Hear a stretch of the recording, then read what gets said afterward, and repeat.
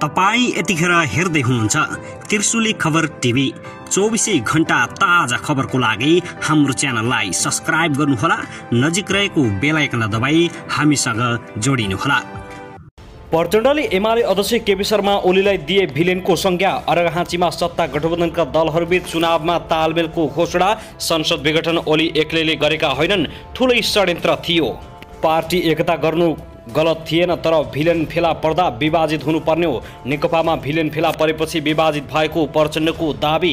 KP Oli villain हुन्, आफू hero भएको खुलासा। यदि राप्रपालाई हलो चिन्ह नदिए चुनाव हुनै दिन्नौ। राजेन्द्र लिङदेन। कालीगण्डकी तीनौं डाइभर्स मदन भण्डारीको सपना हो, कसैले रोक्न सक्दैन। नेकपा एमालेका प्रभावशाली नेता विष्णु पौडेल संसद विघटन गर्नु ओलीको मात्रै नभएको खुलासा। प्रधानमन्त्री देउवाले भीम रावलाई पागल भनेपछि एकाएक आक्रोश भए भीम रावल। प्रधानमन्त्री देउवाले नुवाकोटमा मेरो बारेमा दिएको अभिव्यक्ति कति झुट्टा र उदण्डपूर्ण छन्, सम्पूर्ण जानकारी आजकै भिडियोमा।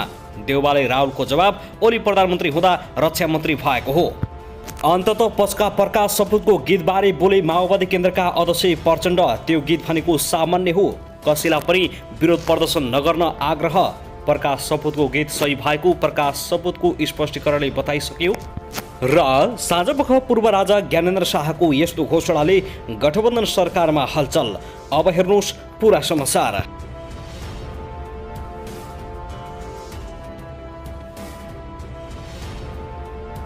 दर्शक नमस्कार, तपाईलाई हार्दिक स्वागत छ हाम्रो च्यानल त्रिशुली खबर टिभीमा। यदि हाम्रो च्यानललाई अहिलेसम्म सब्स्क्राइब गर्नु भएको छैन भने सब्स्क्राइब गरी नजिक रहेको बेल आइकन दबाई हामीसँग जोडिनुहोला। दर्शक फेरि पनि हामी तपाईहरुमा निकै महत्त्वपूर्ण खबरका साथ उपस्थित भइसकेका छौं। यो भिडियोलाई अन्तिमसम्म हेरी हामीले साथ दिनुहोला। दर्शकबिन हाम्रो मेहनतको लागि एउटा सानो लाइक गर्न भनी नभुल्नुहोला। कहाँ देखेर देउनु छ, के भन्न चाहनु छ, तपाईको मनमा लागेको प्रतिक्रिया अवश्य पनि कमेन्ट गर्न नभुल्नुहोला। स्थानीय तहको निर्वाचन नजिकै गर्दा राजनीतिक दलहरू एकअर्काप्रति आरोप प्रत्यारोपमा उत्रिएका छन्। कसले कसलाई खुस्काउने भन्ने र कसले कसलाई खुइलाउने भन्नेमा लागि परेका छन्। स्थानीय तहको निर्वाचनमा गठबन्धनले गठबन्धनका साथ चुनावमा जाने भएको छ भने नेकपा एमाले एक्लैले बहुमत ल्याउने दाबी गर्दै आइरहेको छ। यो विषयमा तपाईको धारणा के छ? आफ्नो धारणा प्रतिक्रिया अवश्य पनि जनाउनुहोला। दर्शकबिन आउनुहोस् अब पहिलो खबरतर्फ लागौं। प्रधानमन्त्री शेरबहादुर देउवाले एमसीसी परियोजनाबारे नेकपा एमालेका नेता भीम रावलले विरोध गर्न नसुहाउने बताएका छन्। केपी शर्मा ओली प्रधानमन्त्री हुँदा एमसीसी संसदमा प्रस्ताव गएको र त्यही प्रस्तावलाई अहिले अनुमोदन गरिएको देउवाको भनाइ छ। रावल मन्त्री हुँदा एमसीसी बारे विरोध नगरे पनि अहिले विरोध गरेकोमा त्यो सुहाउने कार्य नभएको बताएका छन्। आज नुवाकोटको तादी गाउँपालिकाको प्रशासकीय भवन उद्घाटन गर्दै प्रधानमन्त्री देउवाले एमसीसी नेपालको हितमा भएको बताएका हुन्। एमसीसी राष्ट्रको हितमा छ, यो अनुदान हो, ऋण होइन। उनले भने यसले विकासमा फड्को मार्न सहयोग गर्छ। अमेरिकी सेना आउँछ भनेर झुटा प्रचार गरिएको भए भ्रममा नपर्नुहोस्। रावल समेत सहभागी मन्त्री परिषदले एमसीसी अगाडि बढाएकाले विरोध गर्न नमिल्ने उनको भनाइ छ। भीम रावलजी ओलीको पार्टीको नेता हो। ओली क्याबिनेटले एमसीसी अगाडि बढाउँदा उहाँ मन्त्री हुनुहुन्थ्यो, त्यसबेला बोल्नु भएन। उनले भने एमसीसीमा आफै संलग्न हुने अनि विरोध गर्न सुहाउँदैन। उनले एमसीसीलाई लिएर नभगिन पनि आग्रह गरेका छन्। उनले विदेशसँग ऋण वा अनुदान लिँदा राष्ट्रको हितमा आँचाउने गरी सरकारले काम नगर्ने दाबी गरेका छन्। आफू गाउँपालिका भवन उद्घाटन गर्न आएको बारे प्रस्ताउँदै देउवाले उत्साह थपियोस् भनेर आएको बताएका छन्। गाउँपालिका आएर भवन उद्घाटन गर्नु राम्रो होइन, तर साथीभाइलाई उत्साही होस् भनेर आएको हो। उनले भने पालिका भवन बनाउन प्रोत्साहन गर्न आएको हुँ, काम राम्रो गर्नु भएको छ। उनले उत्साहका साथ स्थानीय तह निर्वाचनमा सहभागी हुन नेता कार्यकर्ताहरूलाई आग्रह गरेका छन्। दर्शकबिन त्यसैगरी नेकपा माओवादी केन्द्रका अध्यक्ष पुष्पकमल दाहाल प्रचण्डले एमालेसँग पार्टी एकता गरेर नेकपा गठन गर्नु गलत नरहेको स्पष्टीकरण दिएका छन्।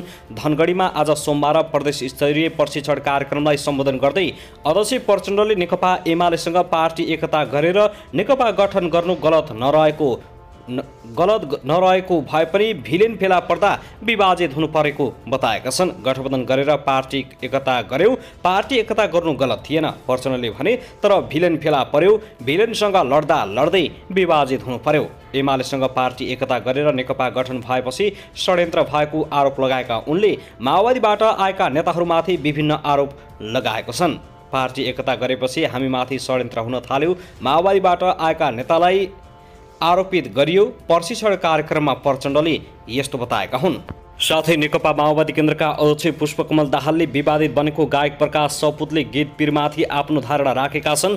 उनले माओवादी विद्रोहप्रति गर्व गर्ने र विरोध गर्ने दुवै पक्ष भएकाले यस विषयमा कोही पनि उत्तेजित हुन नपर्ने सुझाव दिएका छन्। पछिल्लो समयमा चर्चित गायक प्रकाश सपुतको गीत सार्वजनिक भएपछि नेकपा माओवादी केन्द्रका नेता कार्यकर्ताले तुरुन्तै डिलिट गर्न आग्रह गर्दै आएका थिए। तर यसको स्पष्टीकरण भने माओवादी केन्द्रका अध्यक्ष पुष्पकमल दाहाल प्रचण्डले आज दिएका छन्। कसैलाई पनि नअत्तालिन समेत आग्रह गरेका छन्।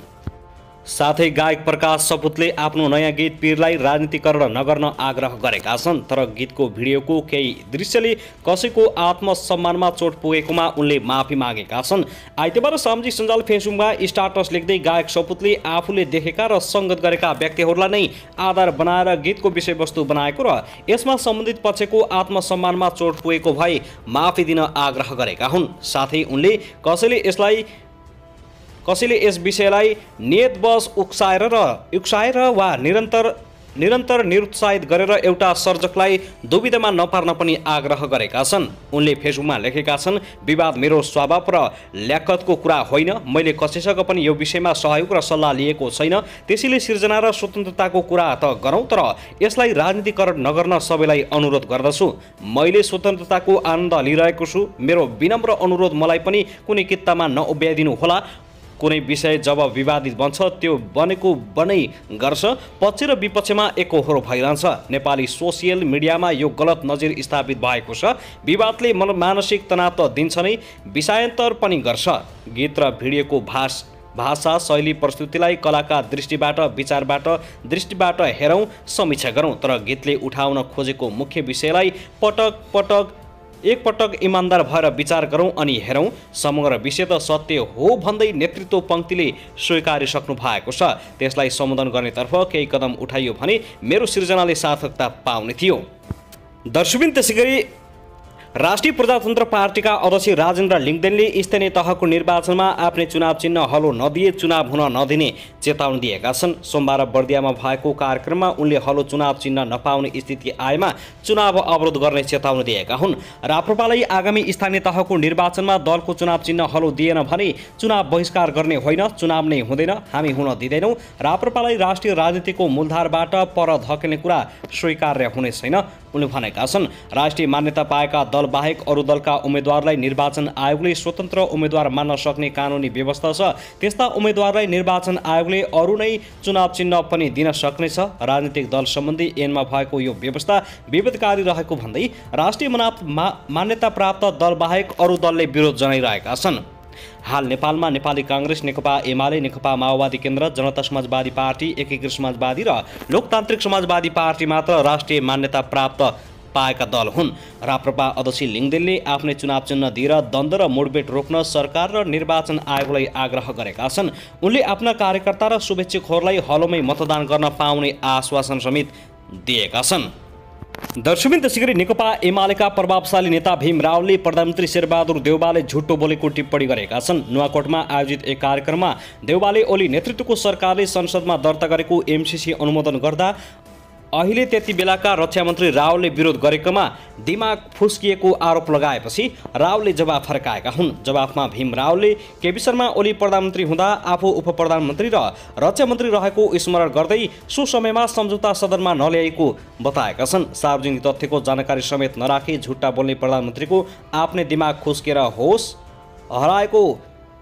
होस हराएको हुनुपर्दछ भन्दै टिप्पणी गरेका छन्। उनले ट्विटरमा लेखेका छन्, सार्वजनिक तथ्यको जानकारीसम्म नराखी झुट्टा बोल्ने परमको या त आफ्नै दिमाग खुस्केर होस हराएको हुनुपर्छ या त जनतामा भरम छरेर देशहित विरुद्धको कृत्य छोप्ने कुत्सित चाल हुनुपर्छ। प्रधानमन्त्री देउवाले एमसीसीको विषयमा किन रावललाई मात्र टाउको दुख्छ भन्ने प्रश्नको जवाफमा भनेका छन्, नेपालको संविधान देश र जनता सामु राष्ट्रिय स्वाधीनता र हितको पक्षमा कसैको डर नमानी काम गर्ने शपथको विपरीत एमसीसी सम्झौताका देशघाती प्रावधानको निहित स्वार्थका लागि अन्ध समर्थन गर्ने, संसद नियमावली र संविधान मिचेर जनआवाजमाथि दमन गरेर 12 शक्तिलाई रिजाउन होहल्लाको बीचमा सम्झौता अनुमोदन गराउने, महाकाली र कडालीमा देशघात गर्न नहच्किने तपाईँ जस्तो चरित्र नभएको म होइन भन्दै आक्रोश व्यक्त गरेका छन्।